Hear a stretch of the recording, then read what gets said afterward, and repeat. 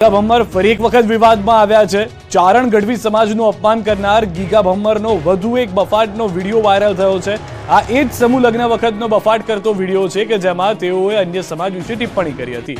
આ વખતે જે વિડીયો આવ્યો છે તેમાં તેમણે તેમના જ સમાજ પર આકરા પ્રહાર કર્યા છે। ગીગા ભમ્મરના કહેવા પ્રમાણે આહિર સમાજ એક મહિનામાં 1 કરોડ રૂપિયાનો પ્રતિબંધિત અફીણ પી જાય છે। જી હા, ગીગા ભમ્મરે કહ્યું કે આહિર સમાજ એક જ મહિનામાં 1 કરોડ રૂપિયાનો પ્રતિબંધિત અફીણ પી જાય છે।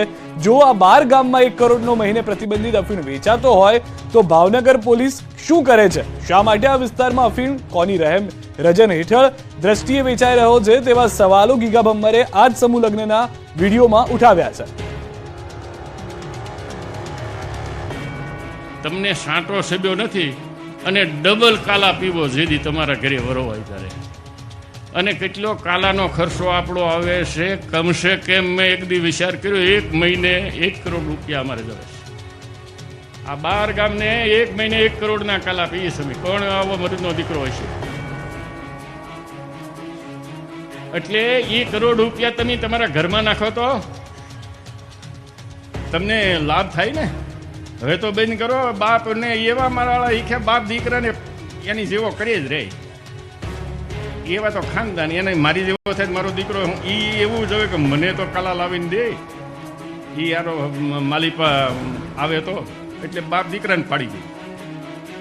આટલાથી ન અટકતા ગીગા ભમ્મરે સમૂહ લગ્નના આયોજકોને પણ ખરી ખોટી સંભળાવી દીધી। કહ્યું સમૂહ લગ્નમાં સુરતવાળાના પૈસા દાનમાં ન લેતા, કારણ કે સુરતવાળાના પૈસા 2 નંબરના છે અને એ સુરતના પૈસા એટલા ખરાબ છે કે હું સુરતમાં 27 વર્ષ રહ્યો છું। એ 15 ને 20% પૈસા તમારું જિંદગી બગાડી દે ને એક દીકરીને છે ને બાળક જ નહીં થાય।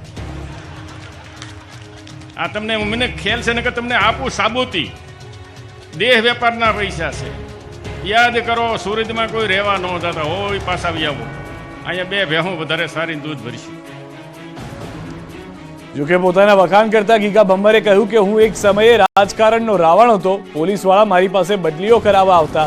ચારણ સમાજ પર કરેલી ટિપ્પણી બાદ વિવાદ વકર્યો હતો। આહિર સમાજના અનેક આગેવાનોએ માફી માંગ્યા બાદ ચારણ ગઢવી સમાજ શાંત પડ્યો છે।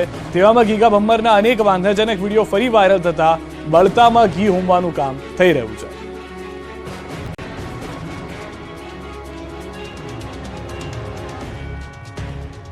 ધોરણ 12 સાયન્સની બોર્ડની પરીક્ષાનો પ્રારંભ, પ્રેક્ટિકલ પરીક્ષા શરૂ। ગુજરાત માધ્યમિક અને ઉચ્ચતર માધ્યમિક શિક્ષણ બોર્ડની પરીક્ષા આગામી 11 માર્ચથી શરૂ થવાની છે। બોર્ડની પરીક્ષા અગાઉ આજથી ધોરણ 12 સાયન્સની પ્રેક્ટિકલ પરીક્ષા શરૂ થઈ છે। રાજ્યમાં 72,000 કરતાં વધુ અને અમદાવાદમાં 8,000 કરતાં વધુ વિદ્યાર્થીઓ પરીક્ષા આપી રહ્યા છે। ફિઝિક્સ, કેમેસ્ટ્રી અને બાયોલોજીની પરીક્ષા શરૂ થઈ છે। શરૂ થયેલી પરીક્ષા 29 ફેબ્રુઆરી સુધી ચાલશે। અલગ અલગ દિવસે અલગ અલગ વિદ્યાર્થીઓ ફાળવેલા પરીક્ષા કેન્દ્ર પર પરીક્ષા આપશે। અમદાવાદના 26 કેન્દ્રો પર પરીક્ષાનું આયોજન કરવામાં આવ્યું છે। સવારે 10 વાગ્યાથી પરીક્ષા શરૂ થઈ 1 વાગ્યા સુધી 50 માર્ક્સની પ્રેક્ટિકલ પરીક્ષા રહેશે। સ્કૂલમાં પરીક્ષા આપવા આવનાર વિદ્યાર્થીઓને ડીઈઓએ ફૂલ આપી સ્વાગત કર્યું। ડીઈઓ દ્વારા પરીક્ષા કેન્દ્રનું નિરીક્ષણ પણ કરવામાં આવ્યું। વિદ્યાર્થીઓ ભયમુક્ત વાતાવરણમાં પરીક્ષા આપી શકે તે માટે સૂચના આપી વિદ્યાર્થીઓને શુભેચ્છા આપવામાં આવી।